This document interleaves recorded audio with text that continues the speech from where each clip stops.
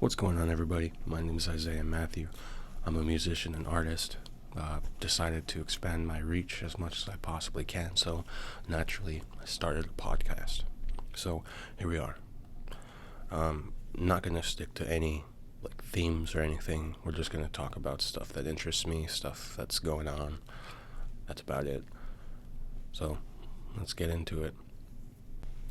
So first off, I guess I did find this really interesting video about AI generated steps to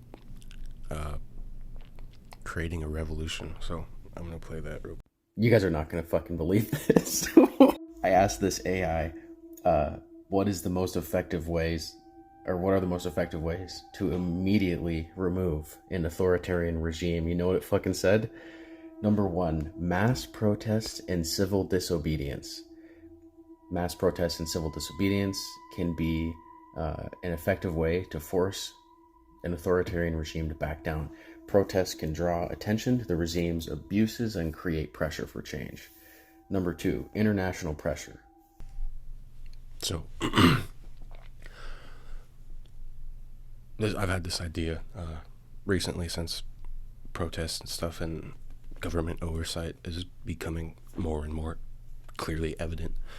An easy way to do this, if we can all just come together some way, we just stop what we're doing, stop producing, stop going to work, stop paying for stuff, stop all of that. And I don't know how fast it would happen, how quick change would be enacted, but it would be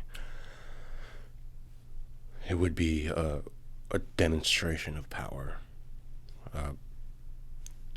The one thing about that is you can't really just have that. It needs total government reform. These politicians who are running the government, they're too rich to give a shit about anything. So my thoughts on the situation is politicians, leaders, anybody working in Washington, senators, anybody working for state should not make more than working class salary. So that the economic growth and wealth will be directly reflected on their ability to do their job properly. So they'll make more money when they do their job and serve the people better. I'm not sure if anybody was paying attention, but during the whole pandemic, I don't know the exact number, but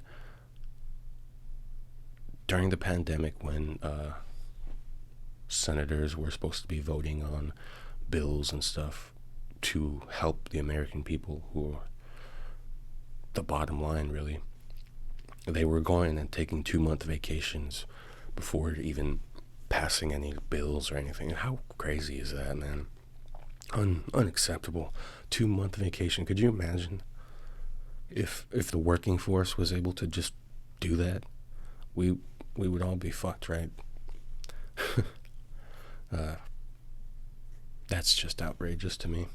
They bought a bunch of new furniture too. That was in the bill. You can look that up. Pretty fucking crazy shit. I thought growing up as a kid, the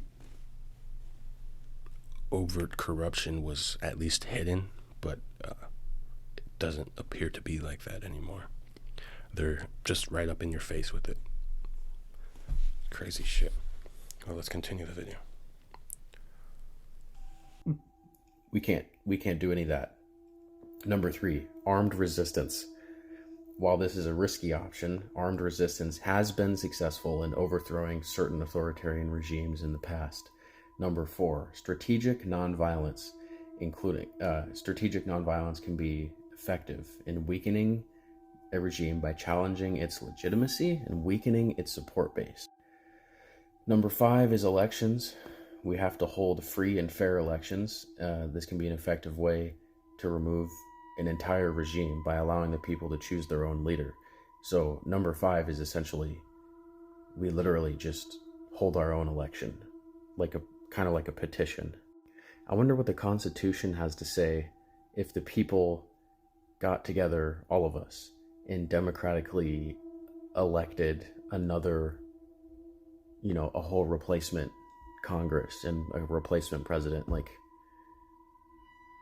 it's a free and fair election. But the fact that an extremely powerful AI recommends, number one, civil disobedience, and then number two, international intervention, and then number three, armed resistance, and saying that number three has been successful in the past. Like, that's fucking crazy. I don't disagree.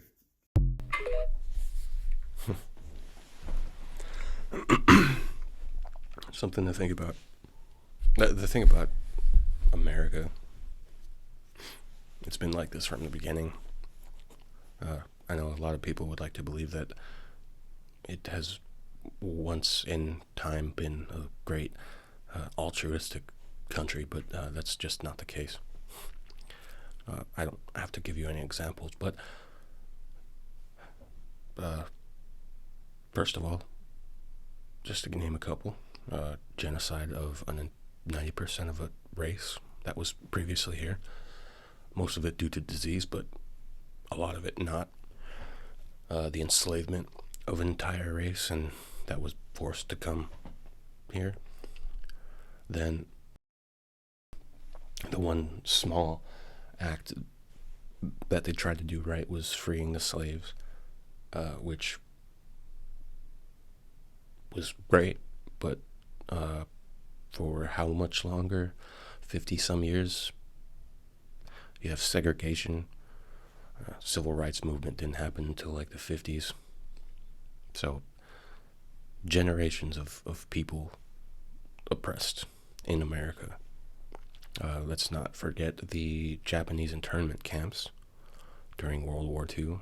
They rounded up a bunch of Japanese people because they're afraid that they were, I don't know if they used terrorists back then, but spies was their concern. Previously, maybe a couple of years later, the U.S. government was selling weapons to the Axis and the Allies until they were forced to get involved. So there's that. So let's not be illusioned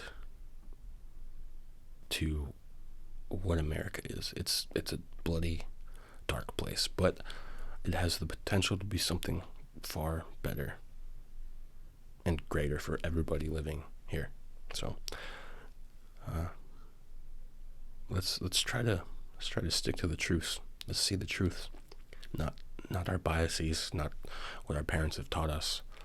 We need to realize our own truth and move forward. All right. So I was watching. I don't know if a lot of people seen it. It's running around TikTok pretty prominently. That Jaguar Wright interview. She's talking about Biggie, Tupac, Puffy.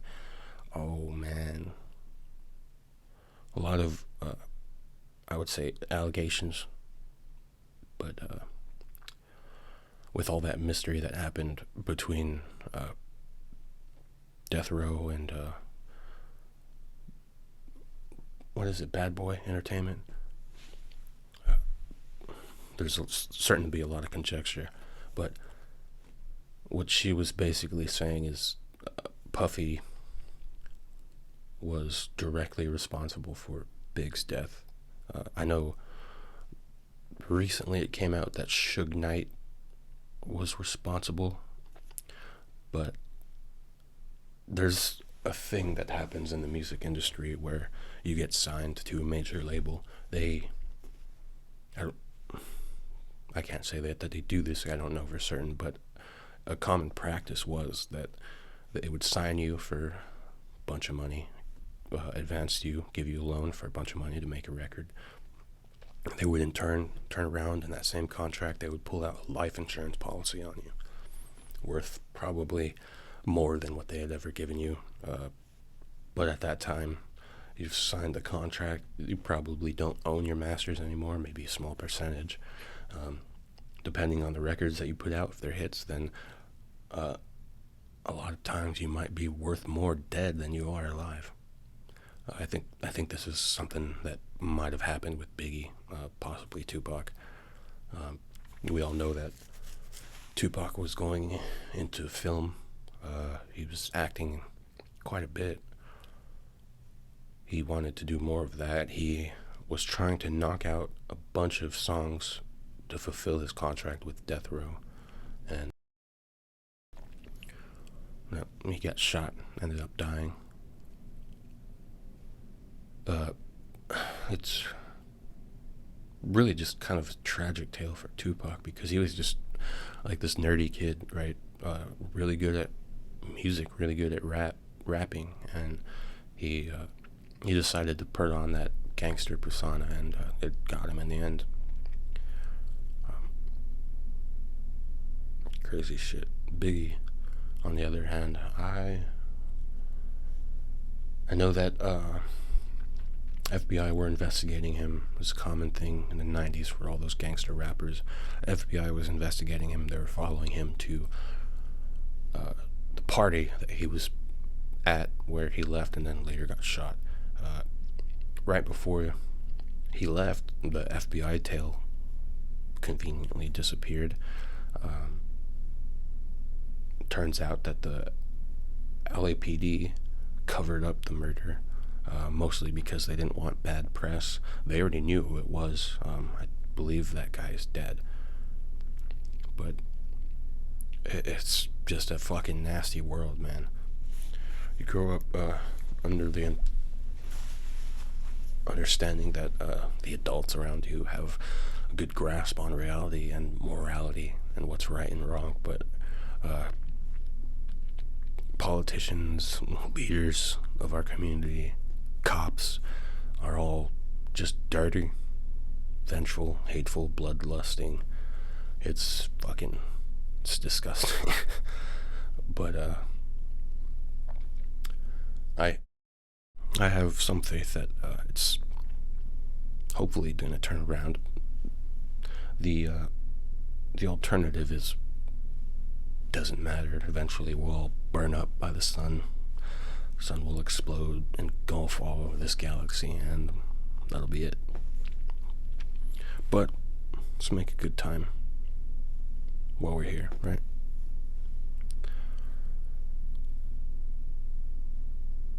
One interesting thing, I need to find this. So there's a bunch of compilations, like hour-long videos of just these stories where people are talking about just weird things that happen to them, like doppelgangers. What's another common one? Disappearing towns is one. Just anything like weird that you could consider is a glitch in the Matrix. Directly referring to the Matrix movies, where any like change in the Matrix is causes a deja vu occurrence to happen. So yeah, that's basically what it is. It's like some kind of like weird glitch. But one thing I came across while researching it, this actually has to do with string theory and quantum physics. It's called quantum immortality. It relates to the many worlds interpretation, because the idea that every single possibility is actually happened or has happened. It's just branched off into a different timeline.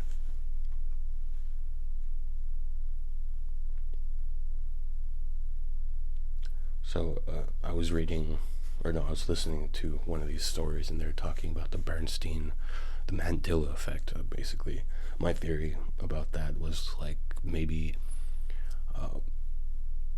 they were different back then. What was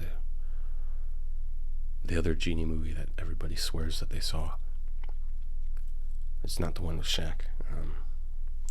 But yeah, my idea was just basically that like maybe at a certain point in time we died in the original reality, wherever that is, and our consciousness transferred into this one, where things are just slightly different, but because we're originally from that reality, we can still perceive the differences between them, although we don't really know why they seem different. It could be a multitude of things. False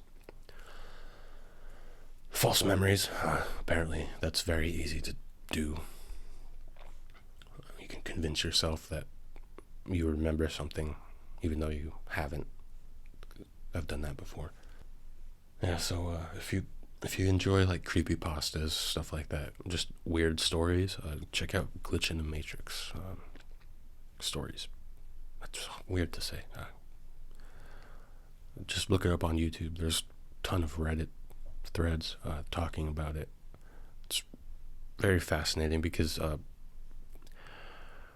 I'm sure we talked about just the strange things that people witness or interpret. They weren't under this classification. It wasn't until the Matrix came out that the classification of Glitch in the Matrix came out for these certain stories. It's really funny. Now we have like a genre of stories that directly relate to like weird things happening around us instead of just paranormal. It's more like based in reality in some ways. Simulation reality, but yeah. Anyway, so if you made it this far, hopefully you enjoyed whatever the fuck this was. I still need to come up with a name, so I'm going to do that.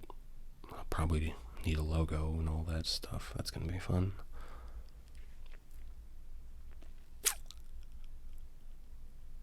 Yeah. Thanks for watching. Thanks for listening, if you're listening. And I'll see you in the next episode.